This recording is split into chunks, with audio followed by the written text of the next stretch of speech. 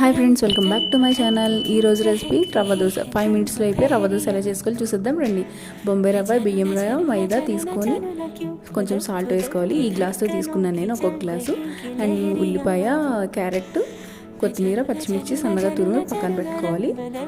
ఇందులోనే సాల్ట్ కూడా వేసుకొని బాగా మిక్స్ చేసేసిన తర్వాత కొంచెం జీలకర్ర కూడా వేసుకొని మిక్స్ చేసేసుకోవాలి. బాగా మిక్స్ చేసేసి ఇందులో మనం తరిగి పెట్టుకున్నవి 4 వేసేసుకోవాలి. వేసేసుకొని ఒకసారి మిక్స్ చేసేసుకొని నేను 3 గ్లాస్ వాటర్ వేసి బాగా లంప్స్ లేకుండా బాగా మిక్స్ చేశాను. మిక్స్ చేసిన తర్వాత మళ్ళీ ఇంకో 2 గ్లాసెస్ వాటర్ వేసి అలా ఒక 10 మినిట్స్ పాటు పక్కన పెట్టేశాను. బాగా ఇంకా క్రిస్పీగా కావాలంటే ఇంకో గ్లాస్ వాటర్ కూడా యాడ్ చేసుకోవచ్చు. నేనైతే నా హస్బెండ్కి నార్మల్గా ఇలా వేసేసాను. పలుచగానే వస్తుంది ఇది కూడా. ఇంకా బయట హోటల్ అయితే ఇంకా దలసరిగా వస్తుంది. నాకు ఇంకా బాగా క్రిస్పీగా కావాలని ఇంకో గ్లాస్ లాస్ట్లో యాడ్ చేసుకున్నాను అనమాట. సాల్ట్ సరిపోలేదని మళ్ళీ వేసాను.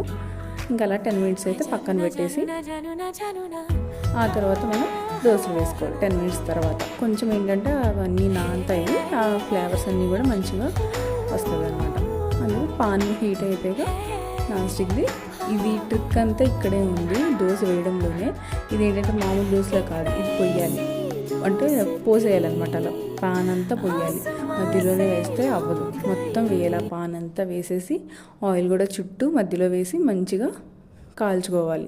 టైం కూడా పడుతుంది ఈ రవ్వ దోశ కాలడానికి. కొంచెం ఓపికతో కాల్చుకోవాలన్నమాట.